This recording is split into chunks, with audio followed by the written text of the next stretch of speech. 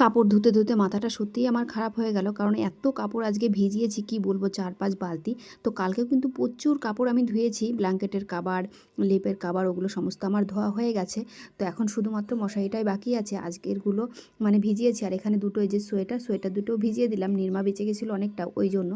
তো আগে একদিন আমি একটা বাথরুমের ভিডিও ছেড়েছিলাম, তো সেখানে আমাকে একজন কমেন্টে বলেছে যে তুমি হাগা মোত্রা সব কিছুরই ভিডিও ছাড়ো। তো আমার মনে হয় মানুষের জীবনের সবথেকে বড় যেটা ভূমিকা সেটা হলো হাগামোতা। যার বাথরুম কমপ্লিট না হয় সেই জানে এর জ্বালা কতটা রোগে ভুগতে হয় আর কতটা যন্ত্রণা পেতে হয়। তো যার হয় তার তো খুব ভালো, আর যার না হয় সে কী করে বুঝবে বলো। তো আজকে ধুয়েছি প্রচুর কাপড়। তো এখনও আমার স্নান হয়নি, রান্নাও হয়নি। আর এদিকে বাবা এসছে, দেখো বাবারও সোয়েটার জামা এগুলো আমি ধুয়ে দিয়েছি। তো কাপড় ধুতে তো ভালো লাগে, কিন্তু খাটনি প্রচুর হয়ে যায়, কি করব, আর না ধুলেও হয় না।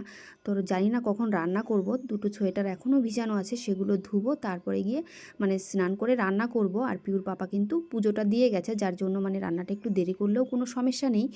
ওই জন্য কাপড়গুলোর পিছনেই আগে পড়েছি। আর এদিকে পরপর কয়েকদিন বিয়েবাড়ি যাওয়াতে কিন্তু প্রচুর কাপড় জমা হয়ে গেছে, আর এখনও ঠান্ডার কাপড় প্রচুর আছে যেগুলো আমাকে এখনও ধুতে হবে। তো আমাকে একটু কেউ যদি হেল্প করো খুব